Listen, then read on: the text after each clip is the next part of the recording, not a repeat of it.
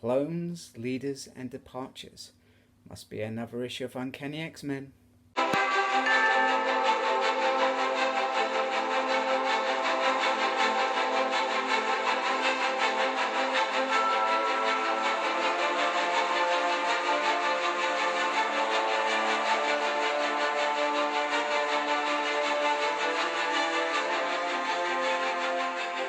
Hello and welcome to another Smurfy video, and today we are looking at Uncanny X-Men 16, and on the front we have Kawan and not Betsy sticking her side blade into Wolverine, which is weird because I'm pretty sure that that was just an actual Psylocke trait. So anyway, let's move on.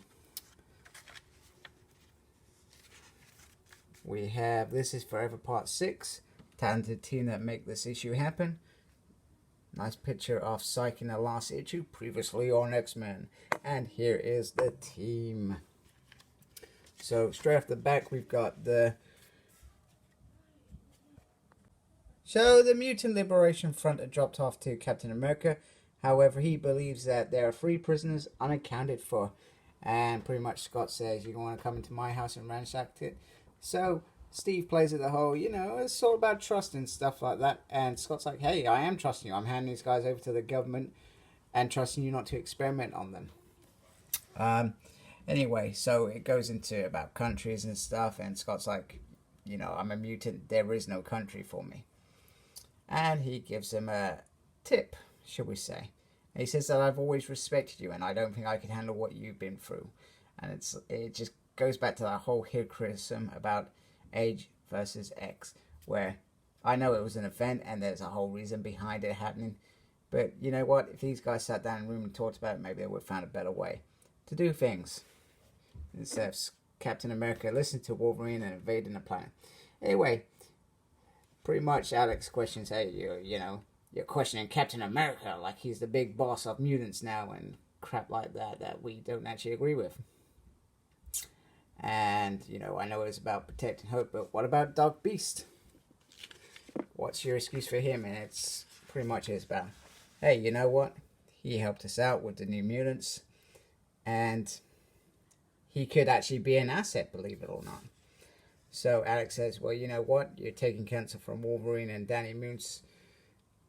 And perhaps they're not the right person. And Scott pretty much says, he listens to Scott for the reason that the fact that they don't see eye to eye even more nowadays. They still don't see eye to eye, but they work together, and he knows that he will question his opinion, and vice versa.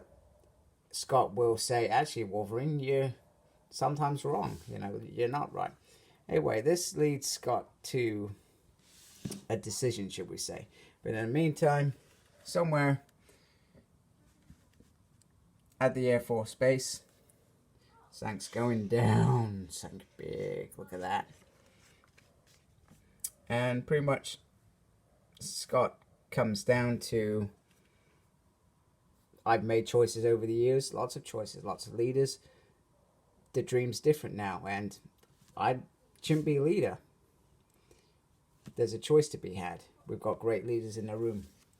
And it shouldn't always be me, because maybe the decisions I made perhaps always weren't the right reasons or decisions, and that bugs the hell out of me, don't he? I always felt he was right in everything that he did. It was all about protecting mutants. So the Juggernaut is attacking this Air Force base with Magneto and a new Brotherhood of Mutants. How cool is that? But it's also very strange to the fact that he was with the other X-Men when they fought X-Men and Legion, and they all disappeared.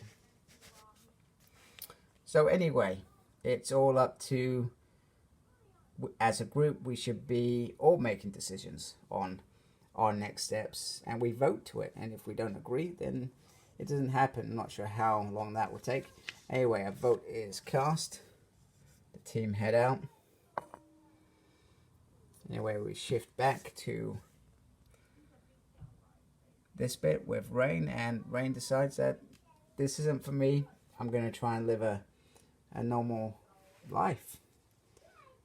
And Scott says, I'm not the leader anymore. You don't really have to tell me. And anyway, he still wants her to think about it and be with them, but she decides to go. So Scott tries to inspire this Magneto. However, he doesn't agree. So the bit of banter that comes in, man, that was inspiring. Good job, Scott. Brotherly love, hey. Meanwhile, Wolverine goes for Juggernaut, and Madrox goes after Toad with a bat. It's very interesting. And Hope and Danny and Magic are on Avalanche and random duties. And Banshee is helping Wolverine. He hasn't said much, Banshee has. He's even though he's got the most powerful voice in the world, he feels like a mute at the moment. And Chamber takes on Pyro. So anyway, it all comes down quite quickly when it's all clear that this isn't Magneto at all. It's actually Joseph. But Joseph is still a very powerful clone, and he tries to talk to Scott.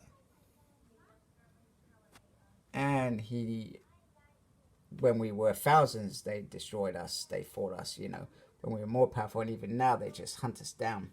And we should be providing that fear so that they back off, etc. So, it's quite interesting.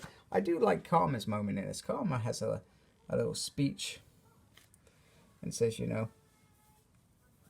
she'd rather live in a world where we fight for a better world rather than just wait for it to happen, etc. Anyway, Juggernaut comes flying and says, you know what? I don't like being tricked. And you're wrong. So, it's pretty much all climactic. And Juggernaut says, hey, I want to join the X-Men again. And Jamie's like, hey, you're not even mutant, And he's like, they're going to come for me at some point. And it's all over. And then the shocking twist that not even I saw. And even when I was, because sometimes you see the pictures before you read what's going on, and I was like, oh crap. I don't know, I saw that bit, I was like, oh crap. Damn.